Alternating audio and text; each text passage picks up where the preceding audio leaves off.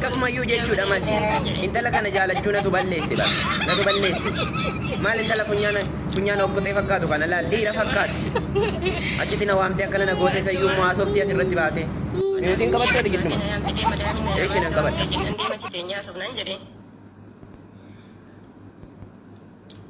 achumaan dhufe sharareetuma dhufe ol seenee barbaree fashaboo qopheeffadhee jeshiitti bittinne isaas godhee juutaa qopheeffadhee jira waan ta'e jenna waan barii wayiititti isa hidhadhe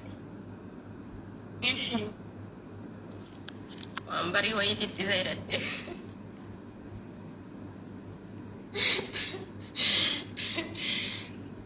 ሰላም ጤና ይስጥልን ውድና የተከበራችሁ የዚህ ቲቪ ቤተሰቦች እንዴት ናችሁ? ላይክ ሼር ሰብስክራይብ አድርጉ። አሁን በኦሮምኛ የሰማችሁትን ልተርጉምላችሁ። በትናንትናው ዕለት እቺ ያያችኋት የምትናገረው እህታችንና ወንድማችን ያው ታስሮም ያሳየ የሚታይ ቪዲዮ አስገብቼላችኋለሁ። ቪዲዮ ላይ እንዳያችሁት እሱ ነው ማለት ነው።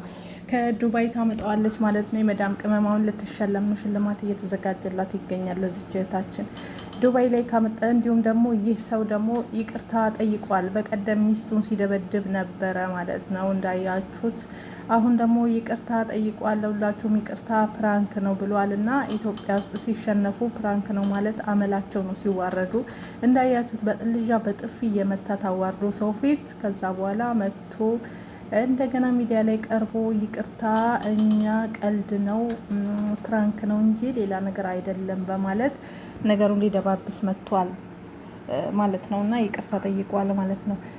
ስለ እህታችን በርበሬ እንትን ያለችው እንግዲህ በኦሮምኛ ሰምታችኋል። ለተርጉምላችሁ ልጅቷ እንዳለችውም ከተለያዩ ሴቶች ጋር እሱ መጀመሪያ ኢትዮጵያ ላይ ባጃጅ ገዝቼ ምን ብዬ እዛ እየሰራ ነበረ። ከዛ ሄዳለሁ ውሰጂኝ ሲል መዳሚን አማክሬ ገንዘብ አውጥቼ ፍሪ ቤዛ ገዝቼ ካመጣሁት በኋላም ከሴቶች ጋር ይጀናጀናል፣ ሴቶች ጋር ይጨማለቃል። ሌላ ሴቶች እሷን አፍንጫሽን ላሽ ይላል፣ ይሰድበኛል። እህቱንም አምጥቻለሁ። እህቱንም ስልክሽን ዝጊ፣ ጥፊ፣ እንዳትከፊያት ያመጣችውን እንደዚህ ያለ ከእህቱም ጋር ሁሉን ነገር ከስልክ ውስጥ ታገኛለች። ኢጃዛ ወጥታ ስልኩን ስትበረብር እሱ ሻወር ቤት እያለ ከዛ የሁሉ መረጃ ከያዘች በኋላ እች እህታችን ለመዳም ገብታ እንዲ ብላ ትነግራታለች። መዳማም ጎበዝና ጥሬው ትልና መዳማ ትደበቅና ቤት ከገባ በኋላ በርበሬና ጨው አንድ ላይ ታደርግና ማለት ነው አደበላልቃ ከዛ በኋላ እናትለውና እሱን ወደ ቤት አስገባውታለች። ቤት በቃ እሷ ከሷ እንደምትሰሙ በጣም ደስ ይላል። ቆርጨው ነው ትንሽ ጫፉን ያመጣውላችሁ እንግዲህ የተሳቀበት ነው። እቺ ናት ልጅቷ የምታወራው፣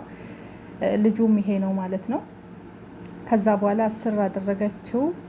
በርበሬውን ከጨመረች በኋላ አስረችው ከመዳሟ ጋር ትብብር በህብረት ማለት ነው። እና ይኸው እነሱ በሳቅ እየሞቱ ነው። ቪዲዮ ቀርጨዋለሁ፣ ፎቶ አንስቼዋለሁ፣ ስልክ ውስጥ ያለው መረጃ በሙሉ ወደ ስልክ ያለው ሁሉን ነገር አለች። ብዙ ነገር አድርጋ እንዲያድርገዋለች ማለት ነው። እና ችኛይቱ ደግሞ ሰማያዊ የለበሰችው ሸልምሻለሁ፣ ሽልማት አለኝ ቪዲዮን አሳየኝና ስትል በውስጥ ልከልሻለሁ ቪዲዮ ሙሉ በሙሉ አለኝ ብላለች። በቪዲዮም በፎቶም እንዳለ አንስቻለሁ። ከዛ በር ስር አለች እጁና እግሩን አስሬ እንደዛ አድርጌ 2 ቀን ያሳደርኩት አለች። በ3ኛው ቀን እስከ ሰዓቱ ተናግራለች። በዚህ ሰዓት እስከዚህ ሰዓት።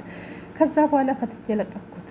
ወደ መጣህበት ሂድ ብዬ አስይዤ ወደ ሀገር ሁሉ ላስገባው ነበረ በፖሊስ አረብ ቤት መጣ ብዬ፣ ግን ይሄም ይቅር ብዬ ነው አለች። እና ብዙ ነገር እና እሱ ደግሞ በቃ እኔ ነኝ ያጠፋሁት እቺን ፎንጋ እቺን ምን መውደዴ ብሎ አሁንም ይሳደባል ማለት ነው። እንግዲህ ህዝብ እየሳቀበት ነው። እሱም አያፍርም። ቪዲዮ መጣ፣ ቪዲዮም ተለቋል። ቪዲዮ ፎቶ ለቃለች ልጅቷ ማለት ነው። እና እቺ ልጅ ትሸለማለች። ደግ አደረገችው ለክስክስ።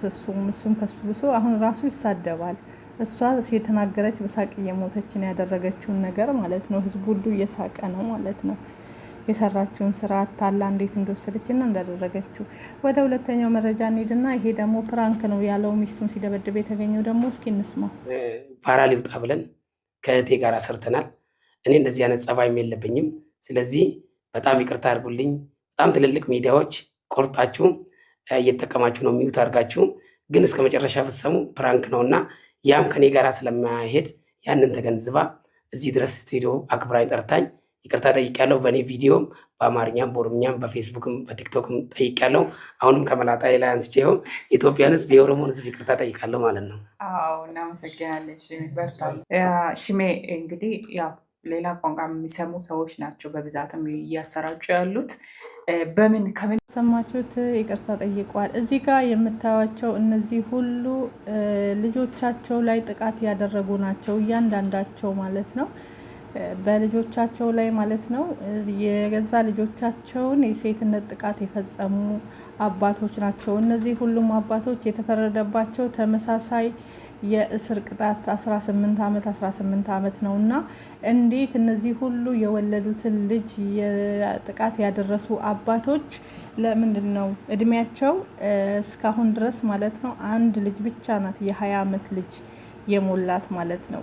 የ14 ዓመት የ8 ዓመት ሁለቱ የ8 አንድ የ14 ዓመት አንድ ይሄኛው አሁን የ4 ዓመት ልጁን ነው ጥቃት ያደረሰ የራሱን የወለደ ሁሉም ወላጆች ናቸው። የገዛ የወለዷቸውን ልጆች ነው ጥቃት እያደረሱ የነበረው እናት በሌለችበት ሰዓት። ይሄ የ8 ዓመት ልጁን ማለት ነው። እያንዳንዱ ድምፁን አጥፍቼው ነው ራሴ ለማውራት እና ለነዚህ ሰዎች ፍትህ ያንሳቸዋል እያለ ይገኛል ወንድማችን። ይሄም እንደዚህ የ8 ዓመት የራሱን ልጅ ነው ጥቃት ያደረሰው። ይሄም ሰውዬ የምታዩት እስከነሰማቸው ነው እየተነገረ ያለው። በአጠቃላይ ሁሉም ይሄኛው ነው የ20 ዓመት ልጅ እንትን ያለው ይሄ ነው።